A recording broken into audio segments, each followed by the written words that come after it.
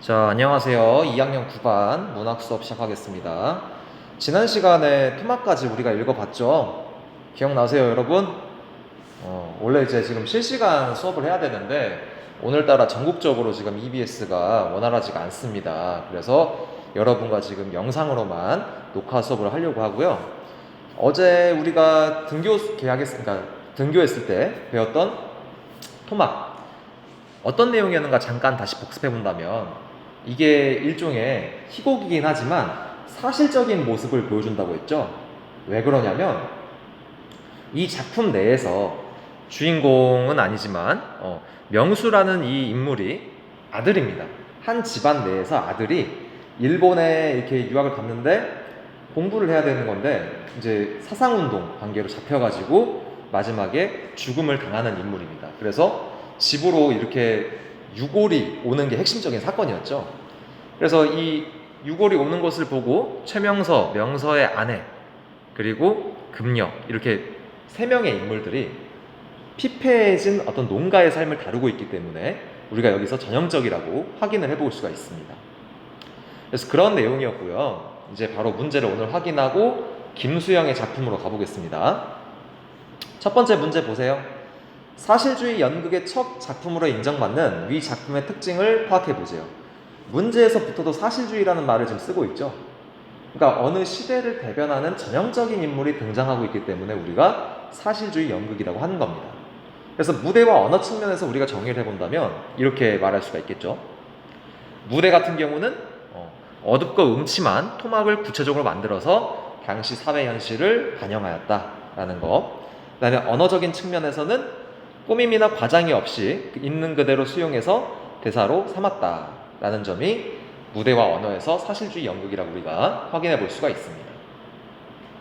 정지해 두시고 정리해 주세요. 그 다음 이제 두 번째 문제 볼까요? 위 작품은 1933년에 처음 공연이 됐대요. 초연이라는 것이 처음 공연이라는 거죠. 당시에 관객들에게 큰 호응을 얻었대요. 그 이유가 뭘까? 이렇게 물어봤네요. 그럼 이 부분은요, 여러분, 앞쪽에서 우리가 배웠던 풍자의 웃음이나 카타르시스 울음이 필요했던 이유, 2번 문제와 좀 유사성이 있는 거죠. 왜 그런 호응을 얻었을까요, 여러분? 여러분들이 일제강점기를 살고 있는 사람들이라 생각해 보세요. 그러니까 일본이 억압을 주고 우리를 괴롭히는 어떤 상황, 그런 상황 속에서 나와 상황이 좀 유사한 어떤 장면을 보면 더욱더 공감을 느낄 수가 있는 거죠. 그래서 2번 문제에 대한 답은 이 작품 자체가 민중의 삶을 사실적으로 형상화했기 때문에 관객들의 공감을 얻게 된 거였죠. 여기까지 정리해 주시고요. 여기까지 하면 이제 일제강점기의 문학은 끝났습니다. 우리가 조금 역사를 모른다 할지라도 시기적인 구분은 좀 필요해요. 일제강점기의 문학까지는 1945년도까지의 문학이에요. 왜냐하면 해방이 그 해에 이루어졌으니까요. 한 장 넘겨봅시다. 이제 넘겨서 광복 이후의 문학으로 가보겠습니다. 광복 이후의 문학. 페이지로는 232쪽입니다.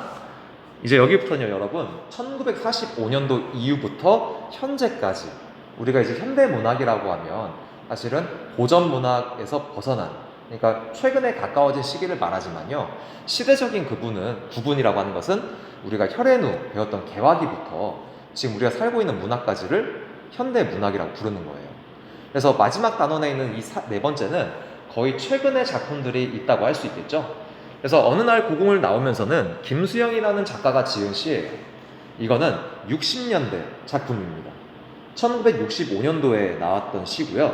이제 김수영이라는 작가가 어떤 사람인지 우리가 한번 알아보도록 합시다. 작가 소개가 나와 있죠? 이 작가 소개는요, 어떤 문학적인 특징을 정리해 놓은 게 아니고 시인의 일생을 약간 좀 그려놓은 거예요. 김수영 하니까 여러분 이제 뭔가 여러분들이 알고 있는 연예인 가수 이름도 생각나긴 하지만 김수영 시인은 굉장히 젊은 나이에 세상을 뜨게 됩니다. 어떤 삶의 과정을 거쳤냐면요, 이 사람은 학교도 나오긴 했어요. 대학교까지 나오긴 했는데 전쟁이 일어나는 거예요. 젊은 시절에 6.25가 일어났어요. 그래서 그때 북한군의 징집이 됐다가 포로로 잡혀가지고 수용소 생활을 오래 했어요. 여러분들이 어떤 영화, 자주 접하는 영화에서 이렇게 수용소의 생활을 그린 영화도 본 적이 있을 거예요. 수용소에는 어떤 사람들이 있냐면 서로 간의 적들이 같이 한 곳에서 생활을 하는 거예요. 그러니까 어떨까요? 평화롭게 잘 지낼 수 있었을까요? 아니죠. 맨날 싸웠겠죠. 그래서 이런 전쟁과 같은, 전쟁이 아니지만 정말 전쟁과 같은 생활을 이 사람은 한 겁니다. 그곳에서 자기가 살아남으려면 뭔가 총을 가지고 있는 것도 아니고 무기를 가지고 있는 게 아니잖아요. 굉장히 살아남으려면 자기가 회피도 해야 되고 어떤 곳에서 도망도 가야 되고 참여하는 것을 꺼려야 되고 이런 것들을 할 수밖에 없었겠죠. 그래서 이때 이 수용소 생활 때문에 이 실제로 김수영은 되게 우리가 이 시에서도 배우지만 옹졸한 삶을 많이 살게 돼요. 불의를 참지 못하고 뭔가 나서야 될 때 나서지 못하고 그런 것들이 이제 수용소 생활에서 겪은 트라우마라고 할 수 있겠죠. 그래서 김수영은 실제로 작가인데 옛날에는 시나 어떤 소설을 지으면 잡지에 실린 어떤 문구들을 지으면 원고료를 줬어요. 그래서 원고료를 주면 그것도 큰 돈이 아니에요. 그냥 한 달 정도 살 수 있는 돈, 생활비밖에 안 됐던 돈이기 때문에 실제로 얼마 안 되기 때문에 같은 고난을 겪고 있는 문학가들과 함께 술을 마시면서 이렇게 돈을 쓰는 게 원래 일반적이었는데 김수영은 이런 생각을 한 거예요. 같은 처지에 있는 사람들끼리 이제 술 마시면서 사주고 그래야 되는 건데 자기가 돈을 따로 챙겨가지고 가족을 먹여 살리든지 집안의 생활비로 쓰는 것을 먼저 생각했습니다. 그래서 주위에 있는 작가들은 이 김수영을 굉장히 싫어했어요. 한 번이라도 좀 사지, 치사하게 맨날 그렇게 집어넣기만 하고. 그래서 옛날에는 어떤 월급 같은 거 줄 때 봉투가 노란색이었거든요. 그래서 이 김수영 시인의 별명이 노란색 봉투라는 별명도 있었어요. 굉장히 뭔가 옹졸하다고 하긴 좀 어렵지만 되게 정말 나서야 될 때 나서지 않는 회피하는 모습을 산 거죠. 그러다가 이제 이 시인은 지금 여기 보는 것 같이 불의의 사고로 죽게 됩니다. 술을 마시고 이제 나오는 길에 버스에 치여가지고 이제 돌아가시게 된 거죠. 실제로 이 자신의 작가의 삶이 그 시에 녹아 있는 거예요. 어느 날 고궁을 나오면서가 시의 제목이죠. 그럼 여기서도 이제 어떤 내용이 있냐? 결국 정말 저항해야 될 상황에는 하지 못하고 뭔가 나보다 연약한 사람들, 약한 사람들에게만 화를 내는 자신에 대한 자조적인 모습을 시로 만든 거죠. 그래서 거기 밑에 보면 정리가 나와 있죠. 과거와 현재의 옹졸한 삶을 독백으로 표현함으로써 반성하는 시가 바로 어느 날 고궁을 나오면서입니다. 그래서 마지막 보라색 글씨를 보면 정말 현실적인 문제에서는 대응을 못하고 정작 이런 서방탕집 주인이나 야경꾼들, 이따 이제 야경꾼 배우겠지만 지금은 없는 직업이에요. 예전에 지금 경찰분들이 하시지만 60년대나 50년대에는 이게 주택들을 방범하는 직업들이 있었습니다. 그러니까 주택들을 밤에 돌아다니면서 집에 혹시 도둑이 있나 없나 지키는 직업이 있었는데 그게 야경꾼이거든요. 그래서 이렇게 야경꾼이나 서렁탕집 주인은 자영업 하시지만 우리 일상에서 흔히 볼 수 있는 그러니까 이런 사람들이잖아요. 근데 그런 약한 사람들한테만 이 화자는 자신의 화를 분출을 합니다. 실제로 더 저항을 해야 될 뭔가 자신이 참고 있는 울분들을 토해내야 될 사람한테 하지 않고 약한 사람들한테만 하는 자신의 모습을 반성하는 시가 바로 이 작품이 되겠습니다. 설명이 좀 길었죠? 이건요 여러분 교과서에 없는 내용이에요. 여러분들이 김수영 시인이 어떤 사람인지를 좀 앞으로 알고 있으면 모의고사나 또는 다음 문학에 대비를 또 해볼 수가 있겠죠. 지금 우리는 몇 년대를 배우고 있죠 여러분? 그렇죠. 50년대 60년대 하고 있는 거예요. 하지만 이 어느 날 고궁을 나오면서는 60년대 시라고 할 수 있습니다. 김수영 작가는 이런 분입니다. 뭐 필요하다면 적으셔도 돼요. 김수영 작가 하면 여러분들이 참여시라는 걸 떠올려야 돼요. 참여시. 참여시라고 하는 것은 60년대 시의 특징을 말하는 거예요. 그러니까 그 당시 60년대 같은 경우는 부류가 있어요.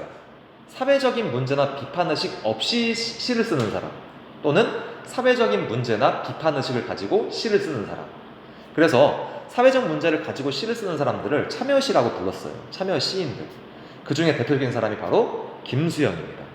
그래서 이 김수영 시인은 자유를 억압하는 사람들에 대해 저항하거나 사회의 부조리를 비판하는 내용을 많이 쓰셨습니다. 그래서 대표작은 우리가 지금 보고 있는 것 같이 어느 날 고궁을 나오면서 이것도 있고 포포라는 시. 눈은 살아있다. 혹시 들어보셨나요?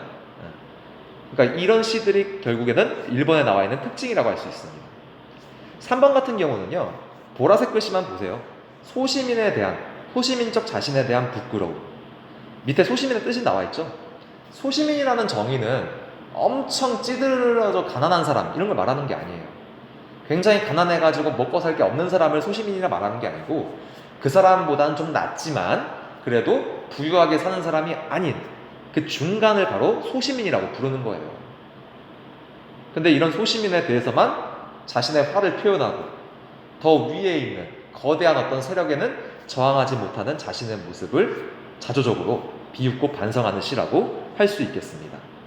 자, 이거는 제가 출처를 밑에 적어놨죠. 여러분들이 이제 문학 공부한다고 하면 이런 책도 한번 시간 날 때 읽어보면 좋아요. 이 책에서 제가 설명을 가지고 왔습니다. 이제 핵심 정리 적어봐야 되겠죠?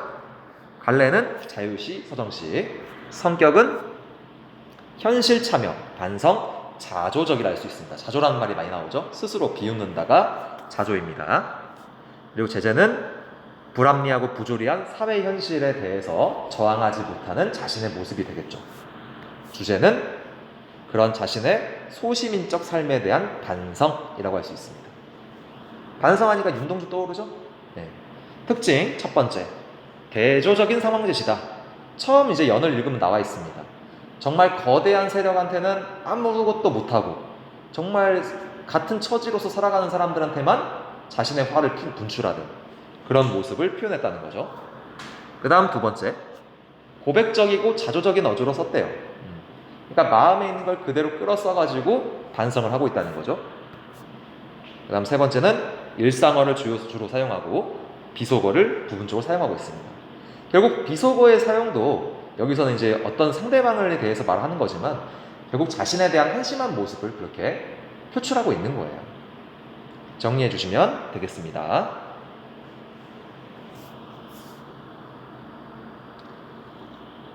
다 못 적고 넘어갔으면요, 여러분 이따가 일시정지해도 다시 적어줘도 되고 또는 그냥 마지막에 정리하셔도 되겠습니다. 우리가 현대시를 파악할 때는요, 여러분 이게 지금 현대시잖아요. 시 항상 제목에 집중을 해야 돼요.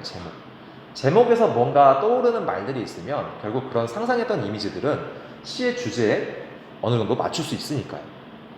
고궁이라는 말 들어봤어요? 고궁 전주에도 있어요. 어느 식당 이름이에요. 비빔밥 잘 만드는 식당. 근데 진짜 그 식당 비빔밥집 말하는 게 아니죠. 고궁이라는 뜻은 원래 옛 고자에 궁궐할 때 궁자예요. 옛 궁궐. 그러니까 조선시대나 고려시대 이런 시대 때 실제로 있었던 궁궐을 말합니다. 근데 제목이 고궁을 나왔대요. 들어온 게 아니죠. 그곳을 나온 거예요. 그럼 거기에 어떤 사람들이 있을까 생각을 해볼 수가 있겠죠. 제목을 우리가 떠올릴 때. 옛날 궁궐에는 누가 있어요? 그렇죠. 임금, 또 누가 있어요? 신하, 궁녀, 뭐 여러 사람들이 있겠죠. 근데 어쨌든 궁녀나 여러 그 하층 계층을 제외한 나머지들은 대부분 그 나라에서 제일 높은 사람들만 있는 거잖아요. 근데 그곳을 나왔다고 하는 것은 결국 거기에서 무언가를 하지 않고 그곳을 나왔다는 거잖아요. 결국에는 권력에 맞서지 않는, 실제로 제일 막강한 권력이 있는 곳이 궁궐이었잖아요. 그런 궁궐을 나왔다는 것은 권력에 맞서지 않고 회피하는 자신의 모습을 제목으로 표현한 걸 수도 있겠죠. 물론 이렇게 처음에 상상이 안 돼요. 제목을 떠올리고 이렇게 상상이 안 되지만 여러분들이 읽기 전에 어느 정도 이미지들을 떠올리다 보면 주제와 제일 가깝게 되는 겁니다. 이런 연습을 한번 해보시길 바라겠습니다. 저는 이제 본문으로 넘어가겠습니다. 자, 1년으로 가보겠습니다. 1년은 이렇게 시작합니다. 왜 나는 조그마한 일에만 분개하는가? 왜 화를 내는가? 이런 거죠. 이 조그마한 일은 상당히 비본질적인 것이라고 할 수 있습니다. 정말 본질이라고 하는 것은 정말 막강한 권력한테 가가지고 저항하고, 이 시기가 60년대니까 이승만 대통령이 독재를 하다가 이제 저항을 하던 시기였잖아요. 그리고 또 군사정변이 일어나고 박정희 대통령이 이제 그 대통령이 되고 수많은 시위들이 많았던 사회적 상황이었습니다. 근데 그런 상황 속에서도 자기가 저항해야 될 대상들은 그런 권력을 독재하고 남용하는 사람들한테 저항을 해야 되는 건데, 사소한 우리 일상에 살아가는 이웃들한테만 화풀이 하고 있으니까 이런 거를 비본질이라고 우리가 볼 수 있는 거겠죠. 그 다음 읽어볼게요. 저 왕궁 대신에, 왕궁의 음탕 대신에, 음탕이 음란한 걸 말하는 겁니다. 그래서 결국 왕궁의 음탕이라고 하는 것은 권력자들에 대한 부정, 비도덕성을 말하는 거죠. 실제로 얘네들한테 내가 하고 싶은 말을 비판하고 저항해야 되는 건데 하지 않고 다른 대상들에게 하고 있다는 거죠. 그 뒤에 나온 게 바로 그 말입니다. 50원짜리 갈비가 기름 덩어리만 나왔다고 분개하고. 그러니까 갈비라고 하면 이제 결국 고기를 파는 설렁탕집 주인이 되겠죠. 그런 주인한테만 자기가 사소한 걸 가지고 화를 낸다는 거예요. 그래서 옹졸하게 분개하고, 옹졸이라고 하는 것은 졸렬하다는 뜻이에요. 졸렬하다. 그러니까 무슨 뜻이냐면 굉장히 성품이 좁은 사람, 되게 소심한 거를 떠나가지고 속이 좁아가지고 별것도 아닌 거 가지고 되게 자신의 감정을 나쁘게 표현하는 사람, 이런 사람들을 말합니다. 그렇다고 제가 옹졸한 건 아니에요, 여러분. 오해하면 안 됩니다. 그렇게 이제 옹졸하게 분개하고 또 욕을 하고, 그럼 욕을 했다고 하는 것은 결국 지금 여기 하기 전에 앞서 앞부분을 제가 설명 안 했네요. 돼지 같은 주인 뭐가 나오죠. 이게 지금 비속어입니다. 비속어를 썼고, 그 다음에 옹졸하게 욕을 했다는 것은 자신이 지금 어떤 행동을 하고 있는지 인식하고 있다는 거예요. 그러니까 분개하고 욕을 했다는 것은 자신이 지금 무엇을 하고 있는지를 인식하고 있다, 이렇게 이해해 볼 수 있겠습니다. 그러니까 일련의 내용은 뭐예요? 별것도 아닌 일을 가지고 화내는 시적 화자의 모습을 우리가 볼 수 있겠죠. 그 다음 이제 2연으로 가보겠습니다. 2연. 한번 정정당당하게 붙잡혀간 소설가를 위해서. 이게 60년대 상황이 들어가 있는 거예요. 독재에 저항하고 독재를 비판하는 글을 쓰면 그 당시에는 굉장히 바로 체포가 되고 구금이 되는 시절이었습니다. 근데 그런 상황에서 자기가 저항해가지고 이 사람은 잡혀갈 사람이 아니에요, 풀어주세요, 이런 어떤 적극적인 모습을 보여야 되는 건데 아무것도 하지 않은 자신의 모습이 나와 있는 거죠. 언론의 자유를 요구하고 월남 파병에 반대하는. 월남 파병이 여러분 그 국제시장이라는 영화 본 적 있으세요? 거기서 나오는 사건인데 우리나라가 소득을 높이기 위해서 베트남 그 전쟁이 일어났을 때 참전을 많이 시켰습니다. 그래서 그런 모습에 반대하는, 현실에 저항하는 모습이 없다는 거죠. 실제로 이런 걸 따져야만이 이런 게 중요한 일이 되는 거겠죠. 본질적인 일. 그리고 그 다음 읽어보겠습니다. 자유를 이행하지 못하고. 자유를 이행하지 못한다는 것은 현실적인 문제를 실천으로 옮기지 못하는 소시민의 모습, 화자의 모습이라고 할 수 있겠죠. 그 다음에 20원을 받으러 3번씩 4번씩 찾아오는 야경꾼들만 증오하고 있는가. 1년은 설렁탕집 주인이 있었죠. 2년은 야경꾼이 등장합니다. 이런 두 사람의 특징은 결국 소시민, 나와 같은 이웃을 말하는 거예요. 근데 이런 사람한테 화풀이 할 게 아니고 다른 사람한테 해야 되는 건데 자기가 옹졸하기 때문에, 그런 저항의식이 없는 사람이기 때문에 피하고 싶은 사람이라서 그러지 못한다는 거죠. 그래서 갈등을 벌이지 않아야 되는 게 비본질적인 일이다 라고 할 수 있겠습니다. 야경꾼 한번 사진 보실래요, 여러분? 이제 화면이 안 보일 테니까 혹시라도 지금 다 못 적었으면 일시정지 해주세요.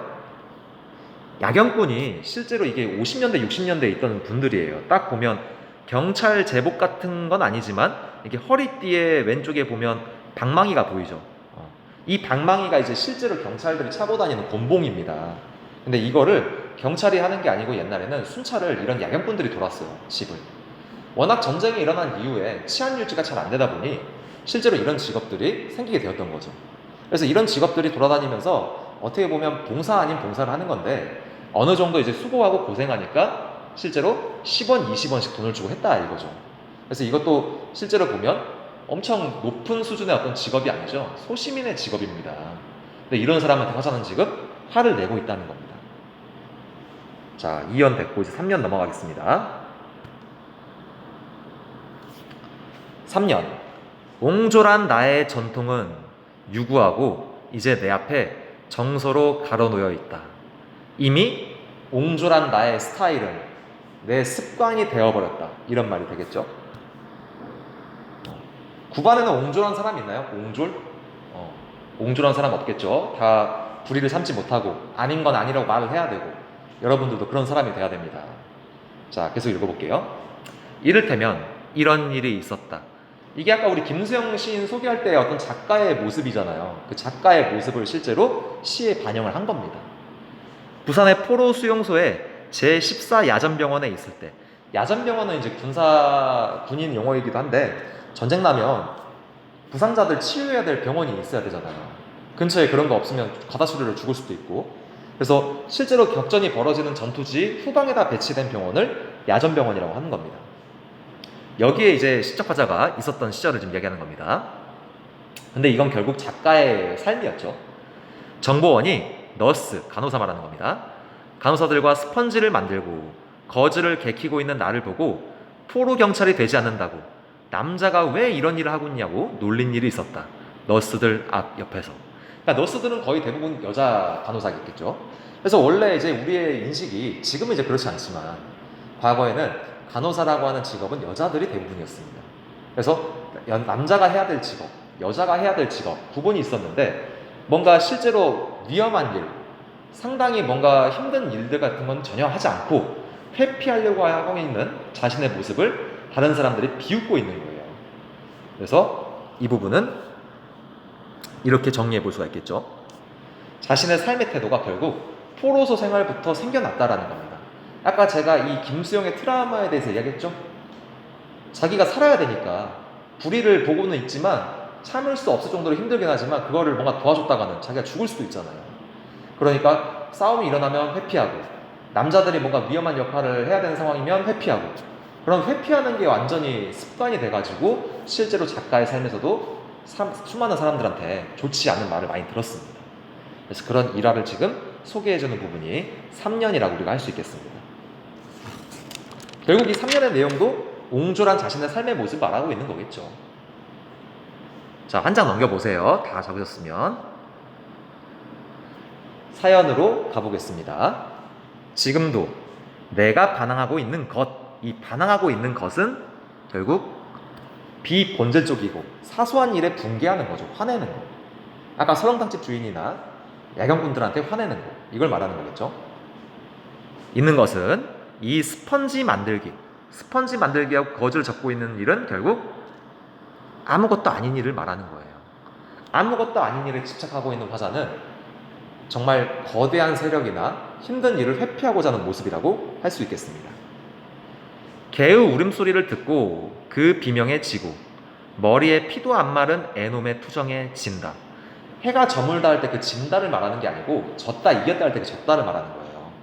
그래서 지금 여기에 내용은 뭐냐면 무기력한 자신의 모습을 말하고 있는 건데 결국 어떠한 거에도 이길 수 없는 무기력한 자신의 모습을 표현하고 있는 거겠죠. 떨어지는 은행나무, 잎도 내가 밟고 가는 가시밭이라고 하는 것은 왜소한 자신의 모습을 강조하고 있는 표현이 되겠죠. 사소한 일상도 견디기 힘들다. 어떻게 보면 이제 김수영도 그런 연민을 느낄 수 있는 그런 인물일 수도 있겠죠. 전쟁의 어떤 상황이나 그런 모습이 없었다면 자신의 성격이 되게 적극적이고 그런 사람이 될 수도 있었을 텐데 전쟁이라는 게 그만큼 우리한테는 되게 충격과 아픔을 가져다 줄 수도 있습니다. 오연으로 갈게요. 아무래도 나는 비켜 서 있다. 비켜 서 있다고 하는 것은 어디에 서 있는가를 봐야겠죠. 절정 위에는 서 있지. 그러니까 뭔가 따져야 될 그런 순간에는 자기가 비켜 서 있다는 거잖아요. 그러면 불의를 대응하지 못하고 회피하고 도망가는 자신의 모습이라고 할 수 있겠죠. 그리고 절정이라고 하는 것은 결국 비판과 저항의 한복판이라고 할 수 있습니다. 그러면서 서 있지 않고 앞만 해도 조금쯤 옆으로 비켜서 있다. 그러니까 절정 위에는 서 있지 않는다는 것을 이렇게 한 줄로 적지 않고 그 다음 줄에 적었죠. 그만큼 자기가 이런 정말 나서야 될 순간에는 나서지 않는다는 거예요. 그래서 옆으로 비켜져 있다는 것은 절정의 삶에서 벗어나 있다는 거죠. 그리고 그런 자신의 모습이 오연에서는 비겁한 행동이라는 것은 알고 있다는 겁니다. 우리는 이렇게 살면 안 되겠죠? 그러니까 여러분들이 어제같이 이제 수능 대비 그 시험장 만든다고 해서 청소한다고 하면 정말 이런 거를 다 도와주고 같이 해야 되는 건데 실제로 뭔가 도와줘야 할 일에는 하지도 않고 괜히 막 힘들다고만 하는 그런 사람들도 있을 거 아니에요. 그런 사람이 되면 절대 안 되겠습니다. 그 다음 연으로 가볼게요. 그 다음 연은 이제 계속 화자가 자신의 모습을 자조적으로 보면서 반성하고 있는 모습입니다. 그러니까 이렇게 옹졸하게 반항한다. 강하게 저항하지 못하는 반성이라 할 수 있겠죠. 이발쟁이에게 땅 주인에게는 못하고 이발쟁이에게. 땅 주인은 땅을 갖고 있는 사람이니까 더 위에 있는 세력이 되겠죠. 그리고 이발소를 운영하고 있는 이 이발소 직원은 소시민이라고 할 수 있겠죠. 구청 직원에게는 못하고. 구청이 동사무소보다 더 크잖아요. 동회 직원이 동사무소 직원 말하는 거예요. 그러니까 동사무소 직원한테는 구청보다는 더 밑에 있는 직책이니까 뭔가 할 수도 있는 건데 둘 다 할 수가 없대요. 둘 다 따지지도 못한다 이거죠. 그리고 야경꾼한테만 따진다는 거예요. 그런 자신의 모습을 반성하고 있는 거죠. 그리고 마지막 연만 봅시다. 이제 모래야 나는 얼만큼 작으냐. 모래도 작죠 여러분. 알갱이 되게 작잖아요. 바람아 먼지야 풀아 나는 얼만큼 작으냐. 실제로 우리가 보는 자연물들 작은 요소들이 많이 나오죠. 근데 그 작은 대상들에게 내가 얼만큼 작냐, 내 마음이 얼만큼 옹졸하냐 이렇게 물어보고 있는 거예요. 정말 얼만큼 작으냐. 마침표로 끝나는 게 아니죠. 이 말줄임표 이렇게 끝나고 있다는 것은 자신의 반성이 이어지고 있다고 우리가 정리해 볼 수가 있겠네요. 여러분 여기까지 오느라 힘드셨죠? 네. 오늘 내용은 여기까지 할게요. 다음 시간에는 이제 작품 구성 복습해보고 바로 내용 학습 풀도록 하겠습니다. 아직 다 못 적었으면 다시 뒤로 옮겨가지고 정지해놓고 정리하시면 되겠습니다. 고생 많았어요.